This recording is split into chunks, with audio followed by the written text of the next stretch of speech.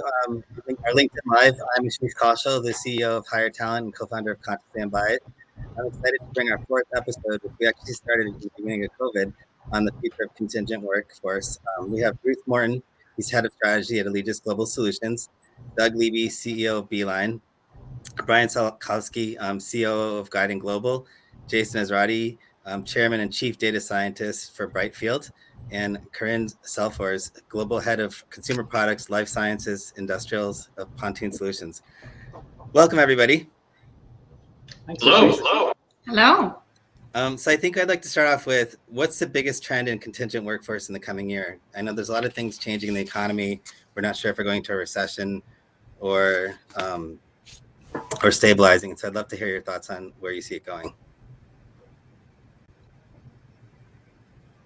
I'll get us kicked off and just say, I think that the biggest trend right now is a pronounced focus on the worker, and that's across the board. If we look at from a technology standpoint, from a provider perspective, everyone's been very focused on the company, the role, the supplier. The focus is all turned to the worker and worker experience. How do we make it positive for them? How do we use that as a point of differentiation in the marketplace? And how do we build upon that to grow opportunity? But starting it from a personal perspective of the person who's applying for the job, doing the work, as opposed to the provider or the enterprise. Yeah, agree with that. But I would add to that it's equally important, and I think going to stay important, is the organization that the candidates are joining, and the realization that these organizations really have to be mindful of their employee value proposition. What do they stand for, and how do they stand out to attract these workers? I'll jump in. Go ahead. I'll go, Jason. You go. Sorry. I think in line with the worker, and something that affects worker and enterprise alike, is inflation. And so that in a very direct way will impact compensation and overall bill rates, not just in the now, but where they're going, to dial in that equation of what is equitable pay, what is fair pay, especially since this is the segment of the economy that's most impacted by inflation. Absolutely. Yeah, I'm thinking that, when we know there's a recession coming, because there's always a recession coming, right? So you don't have to be too smart to be able to make that statement. But I think that what's going to be really fascinating is a couple of things. One is organizations that cut too deep last time, have they learned from that? And will that actually affect how deep they cut this time? And also is, where do you cut? Because the contingent workforce now is a truly, or do they want to keep hold of the contracts because you can get them off the book quicker if the recession gets deeper and deeper? So I think those two dynamics are going to be fascinating to watch in the next 12 months. I agree with all you guys. And actually, I think I take a little different take, not in terms of the talent, but just in terms of, from a sourcing perspective, I see an omni-channel digital sourcing approach. So right now we're highly enamored with the notion of direct sourcing, but I still think what's going to happen with direct sourcing is that it'll just be a hub for multiple channels. So direct sourcing won't necessarily just be with one curator. It could be with tens of scores or hundreds. It'll incorporate the staffing firms. It'll incorporate the niche digital providers. It'll go across the globe. And so we'll see, kind of back in the old days, when you think about 20 years ago when VMS came, there were a whole lot of suppliers. We took that down and in essence kind of hurt the enterprise to some degree. And now we have our cake and eat it too, whereas the enterprise still has the consistency of an experience and the efficiency, et cetera, but we open the doors to many, many more avenues of sourcing. Absolutely. And I also kind of think, if you look back at 2008, I think the temp labor industry sort of accelerated during the recession. And I think that's partly because Wall Street rewards the stock price if you have more variable costs versus fixed costs. And so they'll generally cut headcount on that side and sort of increase it on the temp side. So that's kind of what I think their golden age contingent is going to continue growing. So this is our fourth episode in the series, and we made some big predictions and moved from talking about COVID impact in the golden age of contingent to what did we get right and what did we get wrong? And so I'd love for us to reflect on that and see how close were we on our predictions. Bruce, do you want to start? Yeah, I think one thing we got wrong was we had no idea how quick the economy would come back. I think it caught every one of us on. I mean, good news, right? It's a good thing, but interestingly, sometimes it's easier to do cost control and cost cutting because you know a number that you've got to cut by. So as painful as it might be, it's still, at least you know what the answer is you've got to get to. I think when the economy came back to us and hit us in the face and grew so quickly and caught us unawares, that became then really difficult to say, well, how quickly do you ramp up? How quickly do you start hiring yourself so you can serve your clients? So I think that was something that I certainly totally underestimated. And it was a great year, 2021, but it was a tough one because we were living in that unknown and always like looking over your shoulder. Is this really, are these numbers real? Is everybody hiring so many people? So that was mine. That was I think the big one we got wrong. Yeah, absolutely. I mean, I think the one we got right, Ash, was humanity has this remarkable ability to adapt. And so, Bruce, I agree. I think we got a lot of things wrong. I thought, working from remote locations would put a damper on productivity, et cetera. And I think all of us will test the fact that people just adapted, and then maybe that's reflected in your comment, Bruce, about the economy. But in the end, we came back strong, and we haven't missed a beat in productivity. People have not come back to the office. We'll probably talk about that a little bit later. But just the adaptability factors, absolutely. I think we're spot on. That we always find a way. Mm-hmm. I think to Bruce's point, we got wrong how quickly we would recover. I think we got wrong just to what degree of shortage we are looking at in terms of labor. And interestingly, I think also we were caught off guard that especially in the lower skilled labor, contingent labor, the kind of shortages that we're seeing are unprecedented. And I think those workers, maybe to Doc's point, realized during COVID that there's other jobs out there. So they're a lot more choosy. The Amazons, the Walmarts that are offering different propositions all of a sudden are attractive. I'm speaking in particular because, one domain we're very active in is in consumer products. And that we certainly got wrong. I think many organizations never contemplated having such a shortage of labor for such a prolonged period of time, which obviously leads to this wage inflation we're facing right now as well. Absolutely. Jason, you're on mute. Sorry, just mumbling to myself for a little bit. I agree with all of that. The speed for sure, especially since the market was patchy in its results. I mean, there was hospitality out there. There were airlines out there. There's a variety of places that went to zero, just stopped for more than a year. So that was certainly part of it. So to see the speed and magnitude of the comeback definitely took me by surprise. And then also the opposite. I was close to the healthcare market through this. And so following nurses. And so like you think nursing is going to be able to come back and be more reasonable than it isn't. And so that cycled about 4 times. But the thing I think that I got right was what I'd be most looking forward to, which was hugging. And I had the opportunity to hug everyone on this call other than Karen. So I'm 4 for 5. I'm doing pretty well.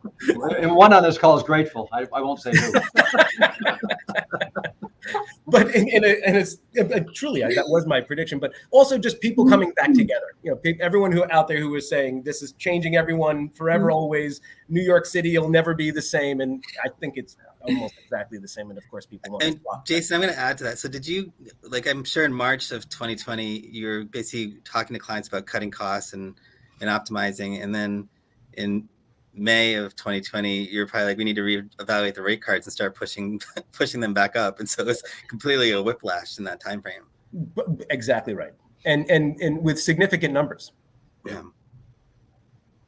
I guess that leaves me, and I'll say it's probably a good segue to what we're talking about next.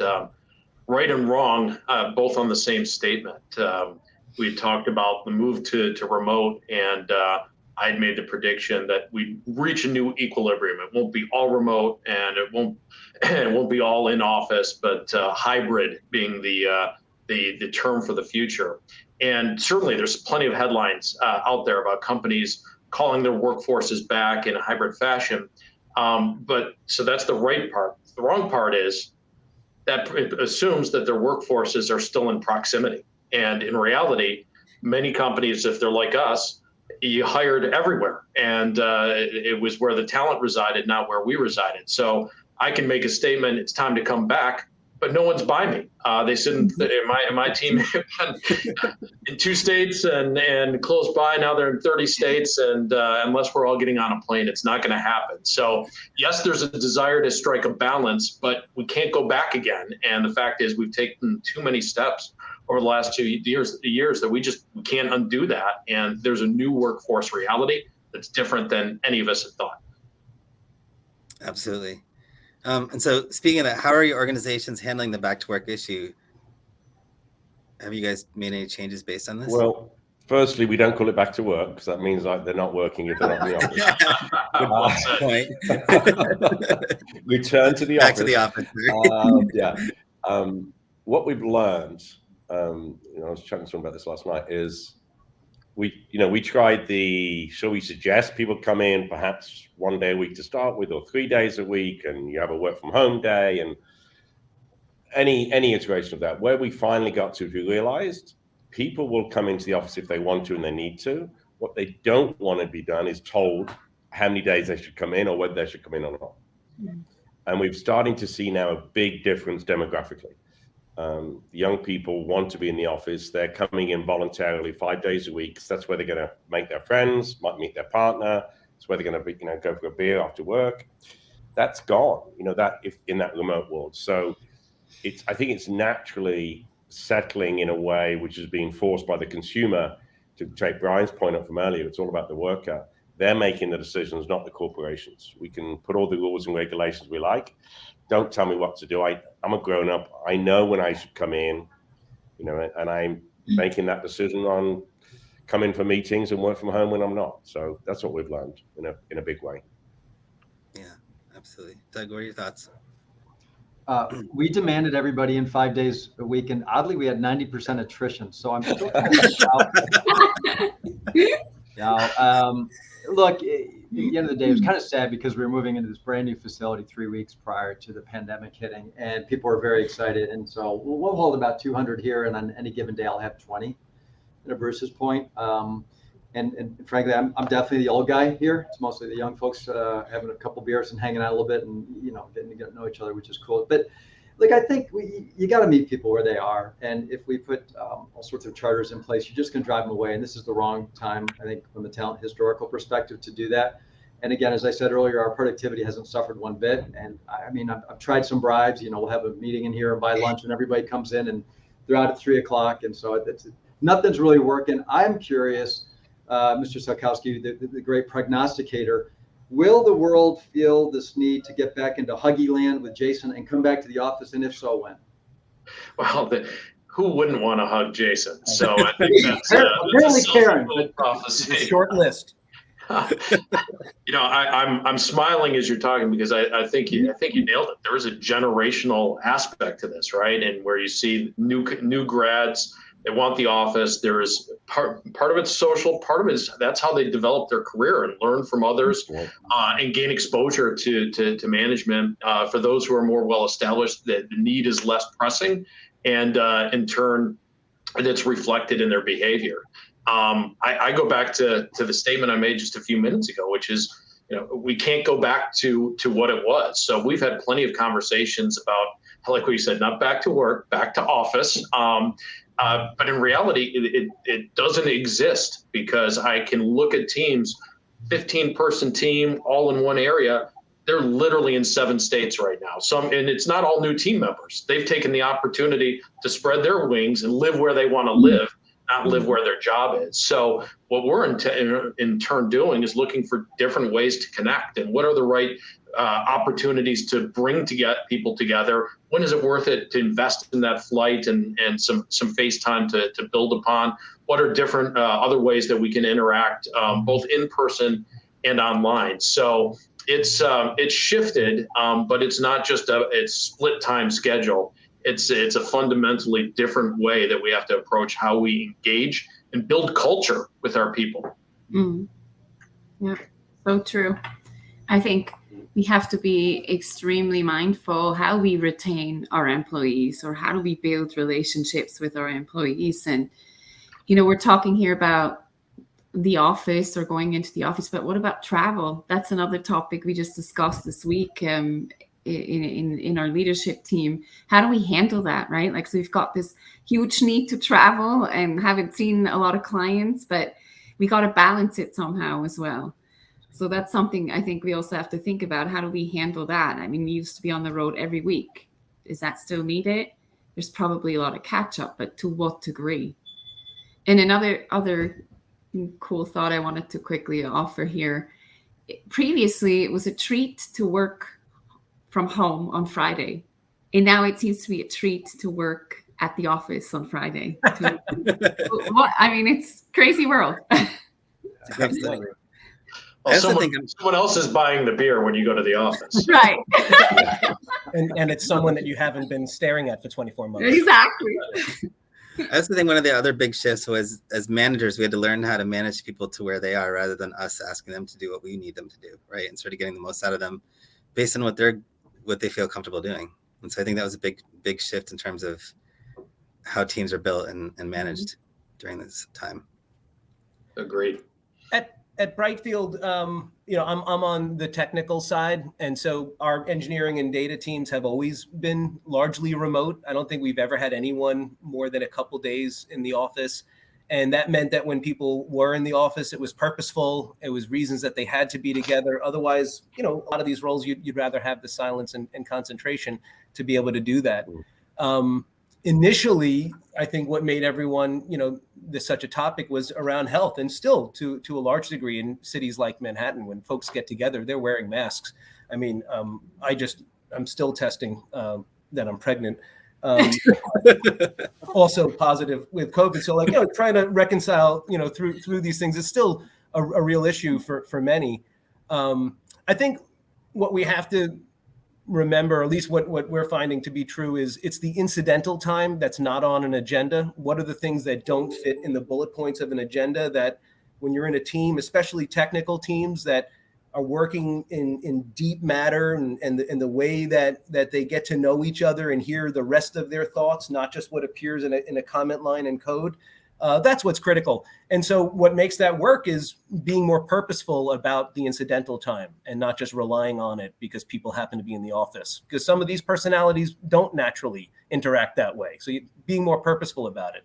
Something like coffee roulette, which Brian Salkowski once mentioned, has been actually really great for us to help eradicate some of the non-incidental time. Yeah. And do you guys feel like the line between contingent and direct hire has sort of melted into each other because you don't have badges? There's no office parties necessarily. So is there really a differentiator between how the work's getting done and how you're getting paid?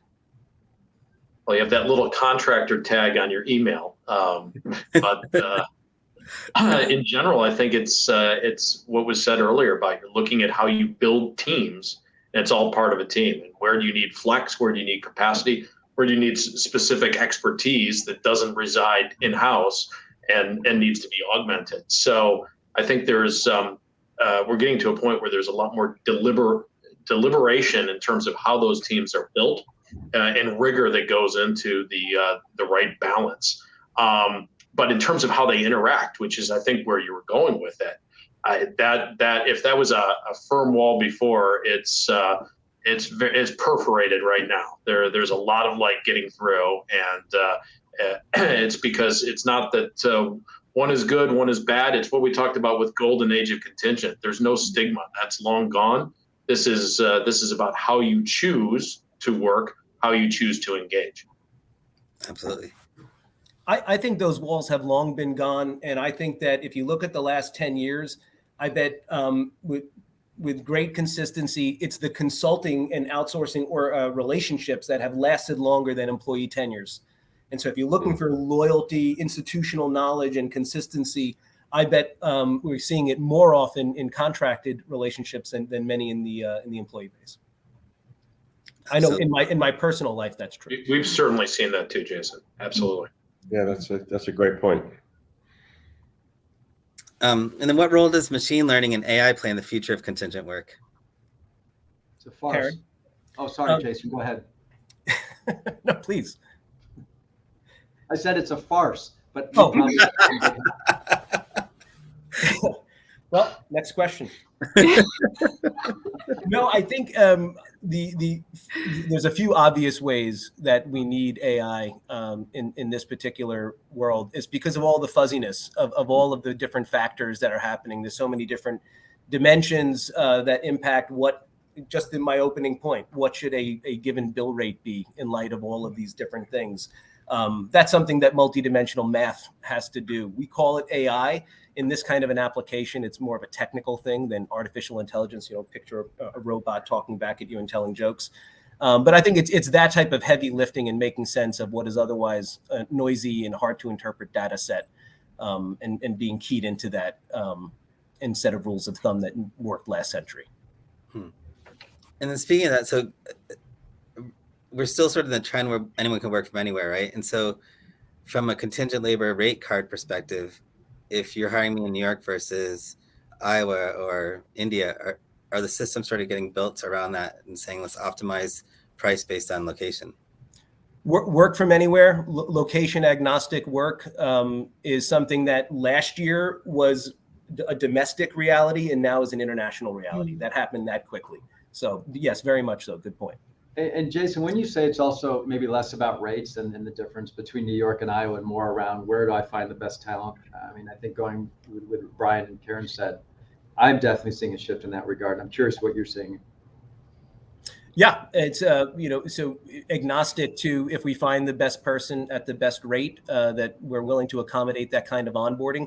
We have seen some impacts to onboarding time as a result as well, but to be able to find great talent at a great price, or at least a more competitive price to all the inflationary pressure that we're seeing, is critical.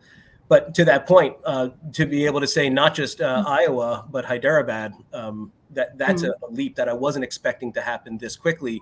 That in 2022, we're now seeing companies saying, I don't care which of my locations, it can be any of them, not just in one country, because that's where the manager's resident. But I mean, Jason, that's all driven obviously by this severe shortage of talent. So I think companies, in order to remain competitive, have no other choice than to be open to where the workers sit, right? Like I find that fascinating. If you think 2 years back, I don't know how many times I heard I have to have my employees on site here and there.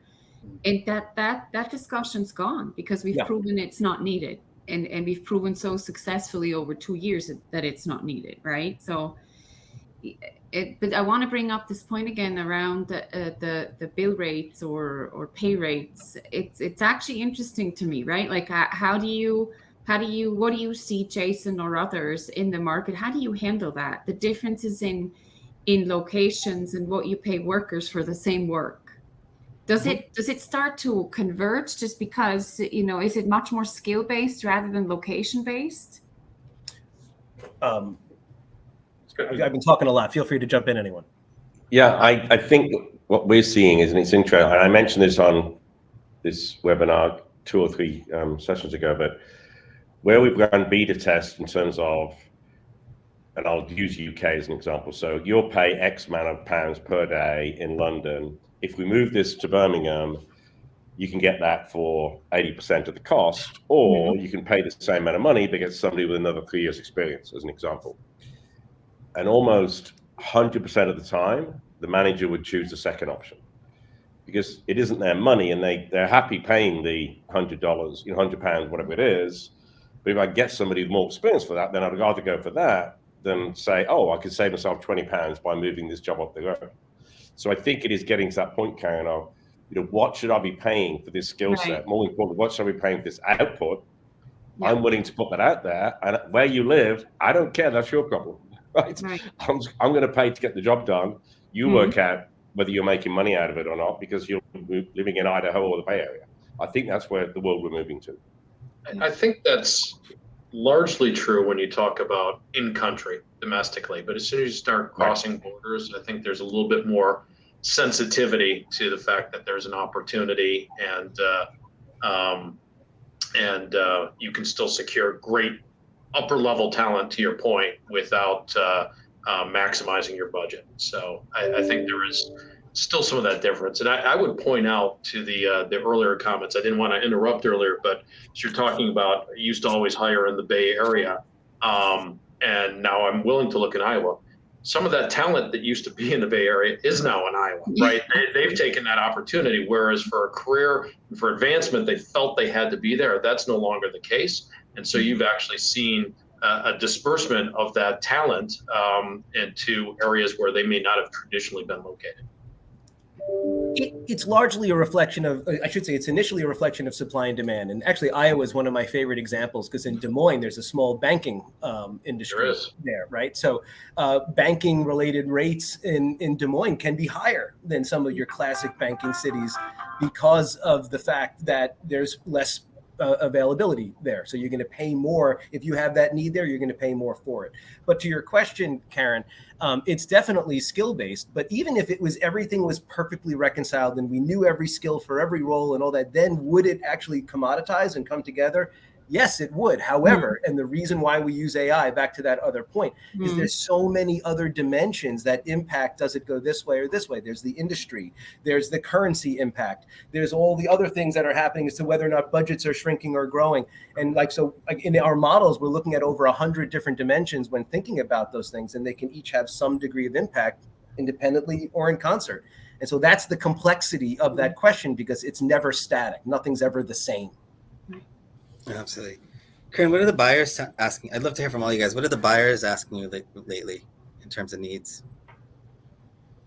Can you find me someone, please? But are they shifting like their priorities or metrics, or like how are we changing in terms of metrics and tracking the contingent workforce, and how we're evaluating scorecards and rates and everything? Is that all happening at the same time? And is there anything that's unique about it?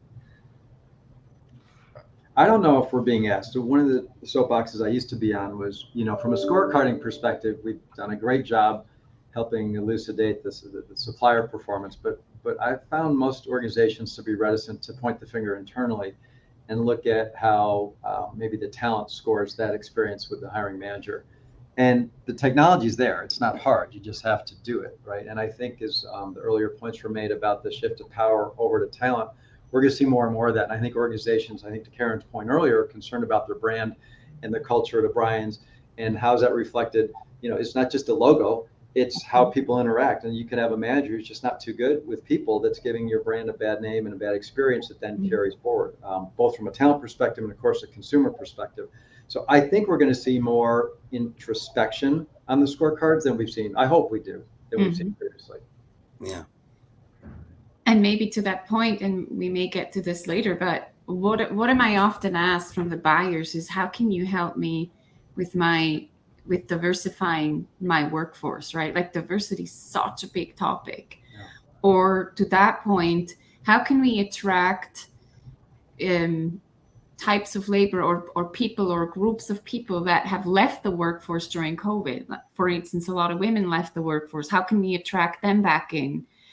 Or I think 1.3 million additional retirees or people retired during COVID that we don't know yet if they're coming back. How can we cater to them? So rather than just simply looking at SOAs, KPIs, and pure data driven metrics, time to fill, I'm being asked a lot more of these type of questions. How can we be at the forefront, right?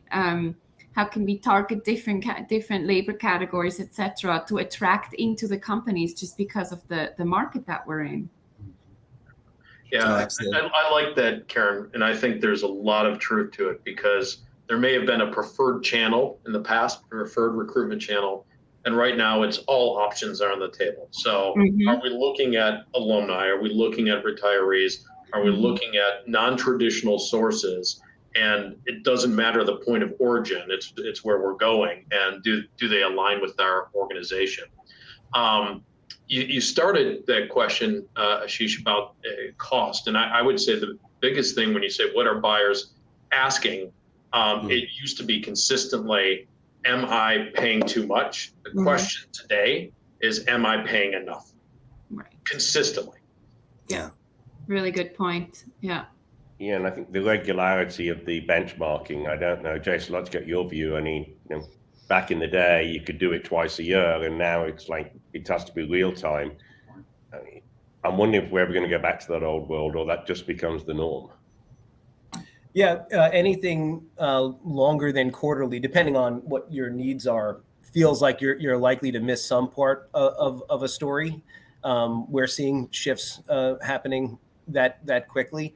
And so I think while the factors have this much volatility, it's part of the story. I don't know that we're going to live in a world that's this volatile forever.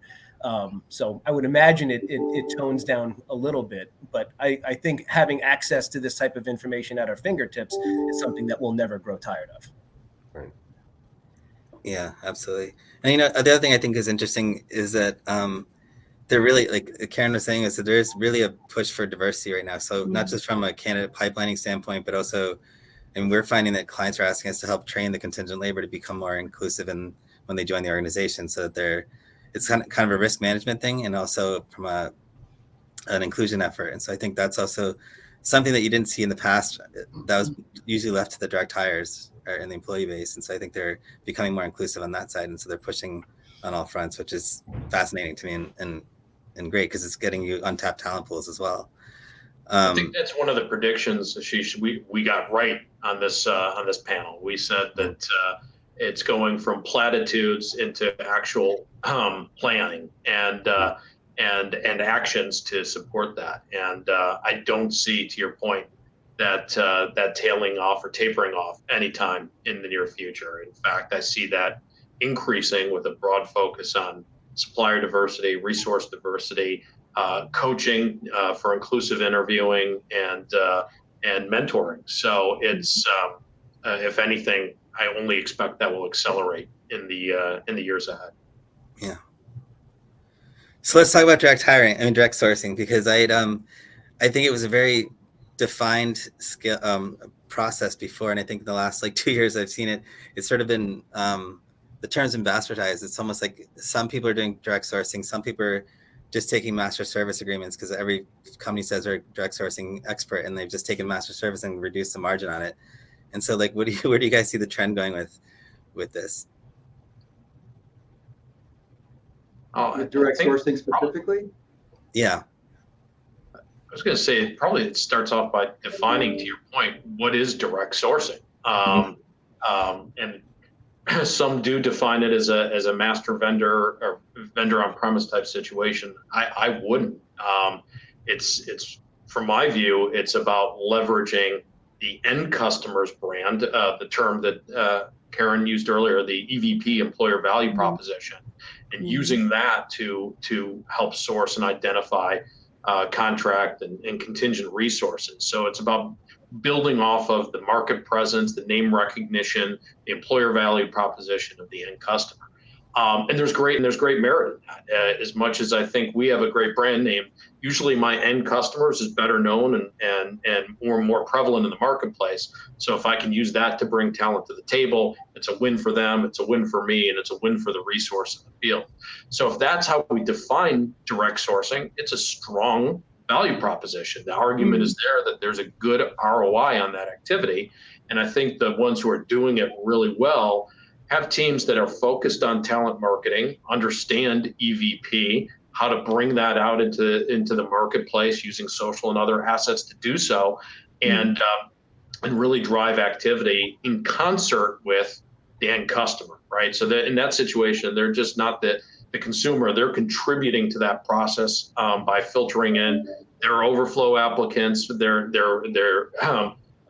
positioning for it on their website, and providing the information to help build that compelling statement to the marketplace. Yeah, let me add a few more thoughts to that, and I'm fully aligned here. But what I see is interesting that is happening in the market is more and more clients both want, outsourcing solutions for an RXO, for an RPO. Obviously, to me, that's kind of contingent labor direct sourcing. You can apply that.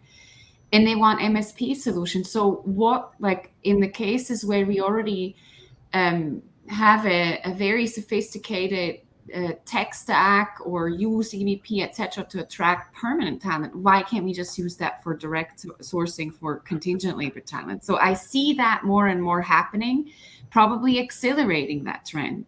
So the tools we use for permanent hires, why don't we just shift them over to direct hiring and utilize that employer value proposition to attract talent? I see it on the contingent labor side as an additional channel for sure and accelerating. Absolutely. Those are great points. And Doug, I think you mentioned something early on about not necessarily having just one provider providing the direct sourcing. So let's talk about that a little bit. Well, there's just so many needs. Just go back to the old model of staffing. I've always felt staffing is local. So you could have a big brand, but really where it happens is boots on the ground, right? So I remember I was part of a staffing firm, and there were certain branches that were outstanding and certain ones that were not. And I think direct sourcing is going to be taking a very similar path in such that, well, for example, diversity, we were just talking about. There's some really neat firms, but they're not big and they're not that well known, that are providing great diversity candidates specifically. That to me should be a channel within your direct sourcing platform. The Mom Project, they're doing great work. There's people focusing on cybersecurity and data science and then light industrial. I mean, nobody can do it all, in my opinion. So you may see the purveyors or somebody providing governance, for example, over this omni-channel sourcing mechanism I'm describing. But I think, the challenge from a technology perspective is we, at least in our shoes, believe that we need to still provide a nice experience to the end user and to the managed service provider, but we have to be able to accommodate all these other sources on the outside that we think should be coming in. And freelancers, consultancy, I mean, the whole gamut should be coming in addition to staffing, right? It's just another channel in my mind. So that's how I see it. Yeah, I think our observation is that just looking across the whole market is there are a lot of these programs that have been set up and haven't gone anywhere. There was names will remain nameless, but there was a presentation at CWS last week, and somebody asked the panel, what percentage of jobs are you filling with direct source? They said below 4%. Well, why are we even talking about it? Anyway, but I think the difference between those that get it right and those that get it wrong it's a massive change management effort. You've got to change the behavior of the manager.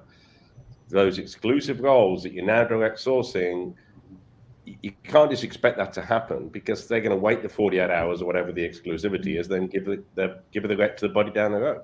So you can't just turn it on and they will come. That doesn't work that way. And I think people forget that and think it's a great idea in concept. And I totally agree with you, Brian.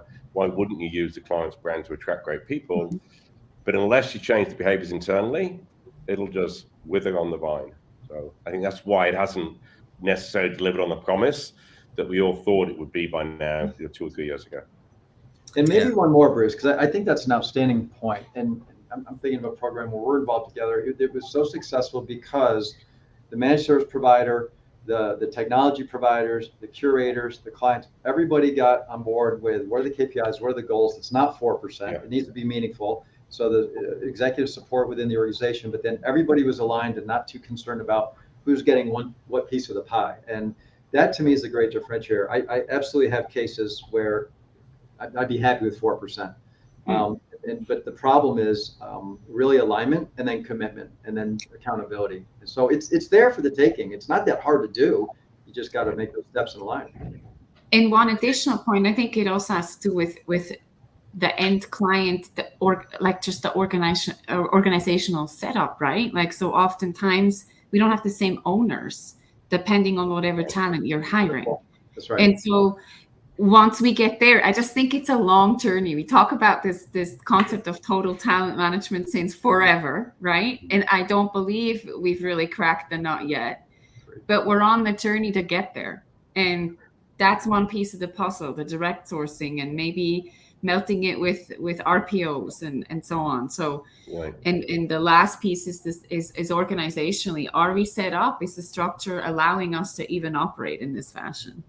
To me, Also, that's very organizations are being fine with what pitched Doug. every day. Oh, go on, Brian. You go. No, go ahead, Bruce. I was I just mean, saying, I can tell it's going to be a moment of brilliance. Go ahead. the No other pressure. confusion is that MSPs are selling this, or suggesting this to their clients. You've got the VMS people saying, obviously in the game. You've got the direct sourcing tech selling it. You've got the payroll providers. You've got the curators, all coming at it as slightly different. And then the value prop shifted. The value prop 12 months ago was we can save you money. Now is we can find you talent. So Right. no wonder those buyers are confused. Yeah. Oh, absolutely. And I think that's where the market's getting confused. I also think, Brian, you were going to say something as well. Sorry, go ahead. Just one add-on point, and we can go to your question, but I think that I see a lot intertwined between Karen's comments and Doug's, and that we need a purposefulness to this. There needs to be a design framework. There needs to be buy-in. It needs to be organizationally supported. The only add-on I was going to make to that is there does need to be a degree of selectivity, right? Which roles? Is it every role? Where's their repeatability? Where can you build a base and recognition in the marketplace? So we need the right design. We need the right framework. We need the right change plan in place. But we also need to be targeted about this. Yeah. So it may be 4% of the total, but it's 100% within a subcategory. That could be very successful. But if it's just throwing darts, don't do it. Absolutely. No, that's a great point. And I also think, are you guys seeing anything around, like direct sourcing? I think it would take a long time to sort of really resonate over the course of time. But if you look at if unemployment is 4% right now, like how much are we doing to sort of promote candidate reusability, right? And are we using systems to sort of do that? Because like I could say that we have the best recruiting firm in the world, but my recruiters are going to forget that we have Doug on a project and he's about to expire. His project's about to finish, and do we put him on the next rec?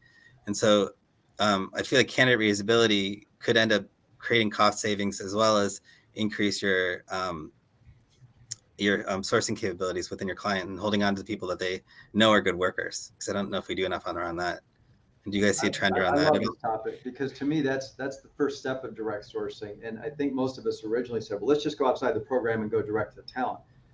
Our redeployment rate in our programs across the board is highest in financial services, somewhere around 16-17%, which not that great, right? Yeah. Below that, it drops to about 8%, despite the fact that the technology says, hey, Jason, did you know Karen's available, perfect for this job? And like they still just click, and go back to their day job. So that's a fault on the technology. We have to find a way to meet people where they are. Having said that, and then we've got this issue around the staffing world isn't going to embrace direct sourcing for obvious reasons. So why not find a happy place where, in essence, I think the first offer should be, hey, Jason's been on for a while in the direct sourcing module, by the way, and I'm teeing him up.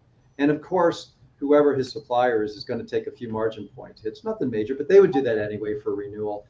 And he's already known, he's badged, he's, all the things are in place. And then we go outside. So we're actually offering that in our solution. And I think we've got to do a better job highlighting this.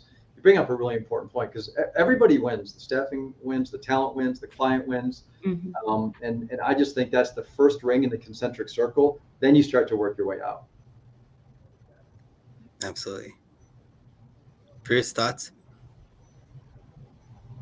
Yeah, we, I think we've got a decent redeployment program across our portfolio. So, but you have to be intentional about it. And it is surprising that the staffing companies aren't on top of that point you were making, Doug. So, sort of relying on the MSP to be tracking that and then help promote those individuals and then let the staffing company know, oh, by the way, we've got your guy another assignment.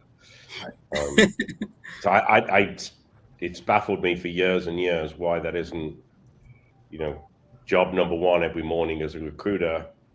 Who have I got out and work? When are they coming to an end? What am I doing to re-promote them? I don't know what the answer is to that. But don't we think that with the shortage we're seeing and the prolonged time to hire, that this should be improving? Are we seeing that anywhere? The problem, I think, goes back to what you said, Karen, around wage inflation. Yeah, that's so, unless you're willing to add another $1 an hour, the person's gone. Yeah, and they're likely gone before the end of their assignment as well. Good point. So you're not waiting for that expiration. Clearly, I'm being expired. Sorry. The other just got redeployed, Jason. That's a weird button. It's a matrix button. but Bruce, the other issue is tenure. A lot of these organizations, if you say half the organizations out there have tenure, you're redeploying up against some deadline that won't be able to be hit. And so that's a real issue. Wow, I'm going to stop trying. Data scientist, my ass. I didn't say video engineer. Okay. Someone get a picture of that. That's amazing. Oh, missed it. We didn't stay. I'm sure I'll make another one. I also think it's interesting, like if you look at the last few months or even the last year, the amount of capital that's been put into tech within staffing. I mean, Doug, you guys just raised a massive round. Congratulations, by the way. I think innovation in the slowdown in the economy is going to be incredible, right? If you think all the major companies have come out of recessions have been like Google and Facebook, and it's exciting to see what's going to happen with our industry. Are you guys seeing a lot around that in terms of? I'm not sure I'm seeing a lot. Like, we're not in a recession yet, hopefully. Yeah. I'm not sure we saw one, the mini dip we had, but your point is well taken. I just think in a competitive world, innovation is the norm, whether we're in a recession or not. What I'd like to see, I feel like a lot of the innovation is focused on the buying, and to all of my esteemed colleagues' points around the shift of balance going to talent, I believe we're going to see a lot more that focuses in on the worker. And Ashish, you were talking about, I like your term about melding between the full-time and the non-full-time. What about benefits? What about portability? What about helping me understand how best to vet organizations from a cultural perspective, not just from the traditional skill set perspective? There's so many attributes that I think can be, we can innovate on in the industry that actually empowers the talent, whether that be a diversity play or non-diversity play. I think we're going to see a shift in innovation from that constituency's perspective. I hope we do. Yeah, me too, definitely. I also think we're going to continue to see investments in upskilling, reskilling, development platforms, etc. Just because there's such a need to augment the workforce with changing roles that are needed or changing jobs that are needed. And I think that companies are still far behind in that shift. So if you can't find the labor in the market, you have to produce it internally, and you have to have a way to do that. Yeah, it's a great point. It's a really good point, Karen. I was in a session with an analyst a few weeks back, and they made the point: there's not a talent shortage. Problem is, there's plenty of talent. It's in the wrong place or with the wrong skill set, right? Mm-hmm. And so it really ties into a lot of what we talked about in terms of location strategy and those barriers coming down.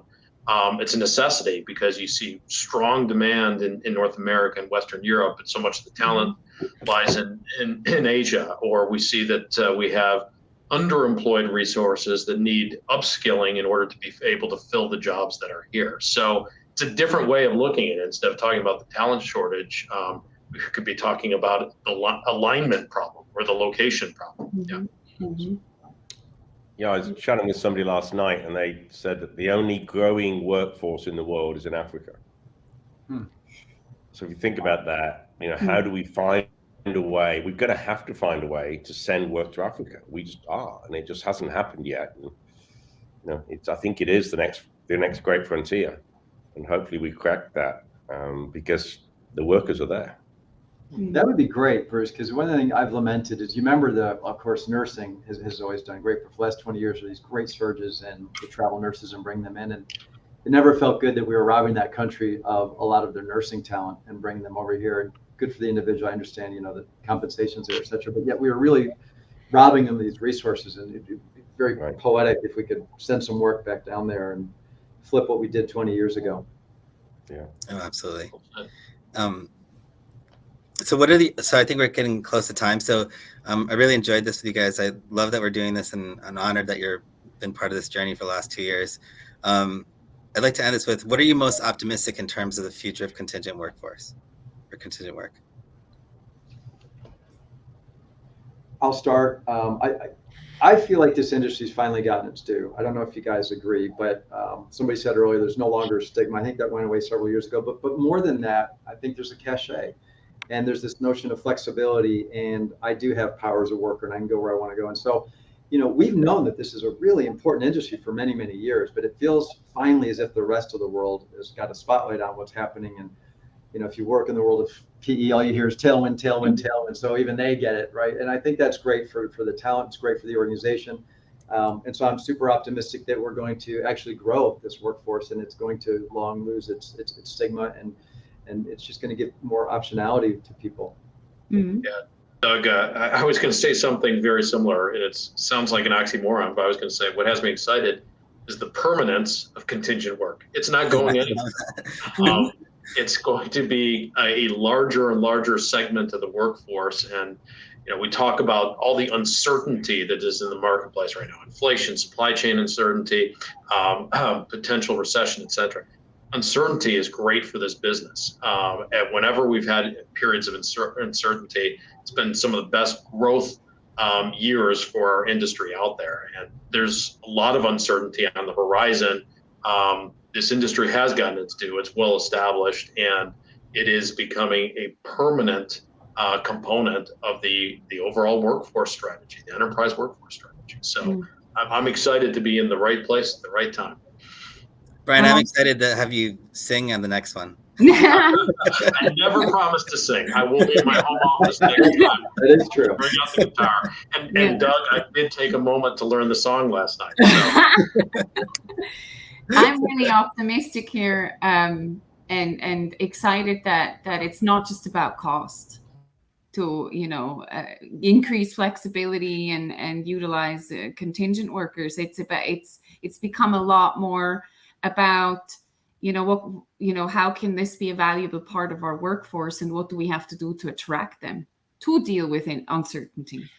So the shift away from maybe very procurement viewed to much more HR focused and looking at talent more holistically, or the different types of talents, that has me optimistic for this business. Definitely. And I think we've moved from it's a supplemental thing to a strategic part of our business. Yeah, and follow on from that, Karen, I think what makes me very optimistic is I've had more C-suite level conversations about this subject in the last 6 months than I had in the last 5 years. Yeah, it is absolutely our moment in time. It's workforce renaissance, as we're calling it. This is the moment to make those changes, and clients are actually acting on the recommendation. They're not just saying, "Come and talk about innovation in the QBR." It's like, no, what do we need to do? And they're doing it because it's got the attention and it's so important. So I do think, your point, Brian, we're in this industry at a great time in its history. I'll piggyback on that. I think it's exactly right, because I think companies getting work right versus wrong is the difference between winning or not in your segment, especially if you're generating IP through technology. And then likely on the same case, if you get the economics of work wrong, that's a sure path to failure. So I think right place in the right time is exactly right. Absolutely.